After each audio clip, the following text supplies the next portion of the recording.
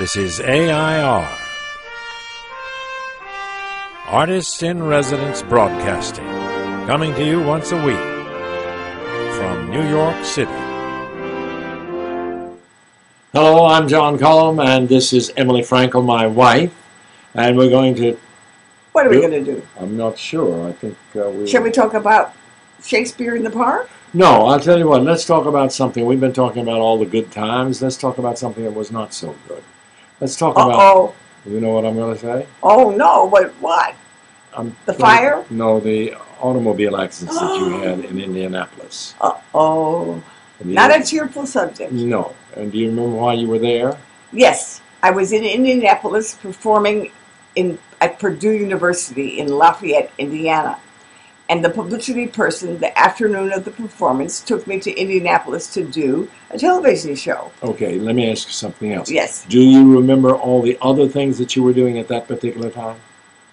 Yes, I was about to come back to New York and dance at Lincoln Center for the first time at Avery Fisher Hall, Philharmonic Hall it was called, and with the symphony orchestra doing a 30-minute dance I've done called Child's Play, and we were doing something else. We were doing the Sunday services for Bill Glennesky out in Brooklyn, and you would dance and I would sing.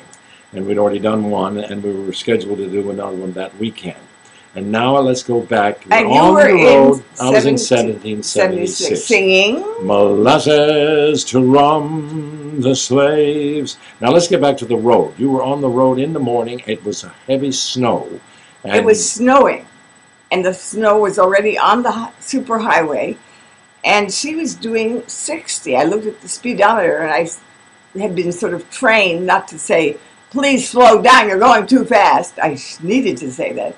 But instead I kept mentioning, oh, speedometer, nice. That's pretty fast. And then I never fastened my seatbelt. I elaborately sat up very straight and said, I am fastening my seatbelt. As if that's going to make her stop. Well, that was the beginning. Then you hit the skids, right? She skidded. And went right smack dab into a tree. And if you hadn't been wearing that seatbelt, you would have probably gone through the windshield, and that would have been the end of my beautiful wife. And as it was, you broke your back, you severed your colon, you smashed your face. My face was completely a mess. Right. And when I came to Indianapolis, you were totally bandaged up, but you were talking, and that was great as far as I was concerned. Well, I never lost consciousness. So when the ambulance finally came, we were waiting in the car in the cold weather. I remember nothing except the nightmare of waiting, yeah. Not feeling very good. But I never lost consciousness, but I kept telling the ambulance drivers and the doctors and the nurses, hurry, hurry, because I have a performance to do tonight. Yeah, and when I got there, the doctor was talking out loud to me in front of Emily and saying, she, not only would she probably not dance, she's not going to walk again, maybe. And Emily overheard this. Oh. She told me later. Do you remember what you told me? I can march. Yeah, she was moving her toes, both of her front toes. I thought I was moving my toes. At that point, with the broken back, I could not move my toes. Yeah. Well, there was another instance. Do you remember that they couldn't operate on your back for days and days and days, and you discovered why?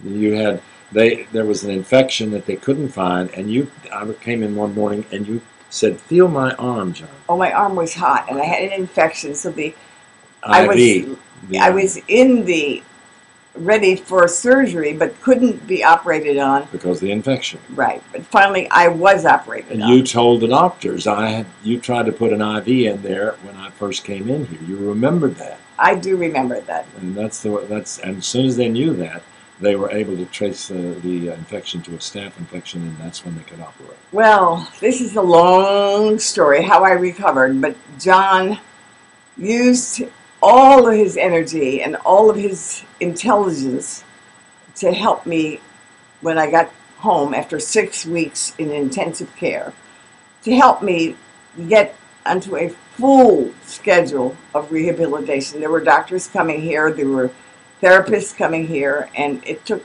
quite a while. But as you can see, I can dance.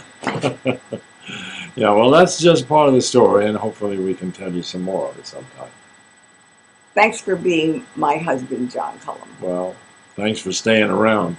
I appreciate the fact that you're such a tough cookie. I love you. We'll see you next week, okay? This is AI.R. See you next week.